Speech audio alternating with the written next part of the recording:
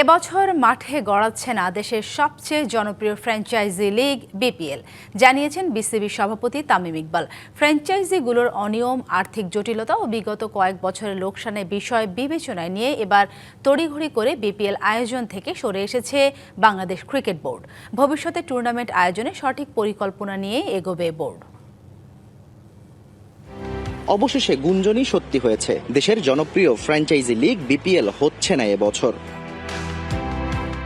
সভাপতি আগেই জানিয়েছিলেন জোড়াতালি দিয়ে বিপিএল আয়োজনের পক্ষে নয় বোর্ড। এখনও সেই সিদ্ধান্তে অনড় বিসিবি বস।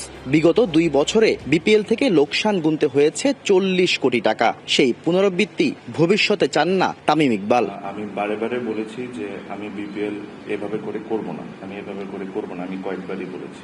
যে টুর্নামেন্ট আমার 20 কোটি টাকা লস হয়, যে টুর্নামেন্টে লাস্ট 2 বছরে 40 কোটি টাকা প্লাস মাইনাস লস হয়ে থাকে, আমার প্রায়োরিটি লিস্টে এই মুহূর্তে ওটা না।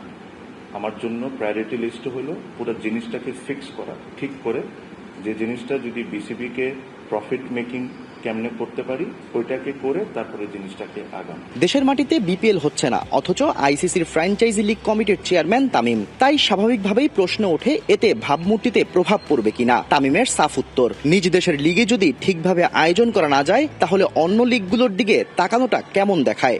নগদ নিয়ে এলো হার না মানা হার অফার। সর্বনিম্ন 10,000 টাকা রেমিটেন্স নগদে পাঠালে থাকছে স্বর্ণের হার জেতার সুযোগ।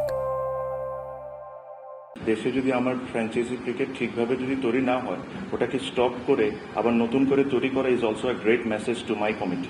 আমার নিজের দেশে ফ্র্যাঞ্চাইজ ক্রিকেটই সব অনিয়ম চলছে, ওটা বেটার না এই স্টেপটা নেওয়া যে আমি এখন এটা আপাতত স্টপ করলাম, স্টপ করে পুরো জিনিসটাকে সুন্দর করে রিভাইভ করে নতুন করে ভালোভাবে করা শুরু, কোনটা বেটার আপনি বলেন? এক্স্যাক্টলি। ফ্র্যাঞ্চাইজিদের নিয়ম ভাঙা, ক্রিকেটারদের পাওনা পরিশোধ না করা বিপিএল এর নিয়মিত চিত্র। আসছে বছর এপ্রিল মের মধ্যেই ফ্র্যাঞ্চাইজি ঠিক করে ফেলতে চায় বিসিবি। কোন ফ্র্যাঞ্চাইজি পরবর্তীতে ঝামেলা তৈরি করলেও যেন হাতে পর্যাপ্ত সময় থাকে বিকল্প ব্যবস্থা নেয়ার।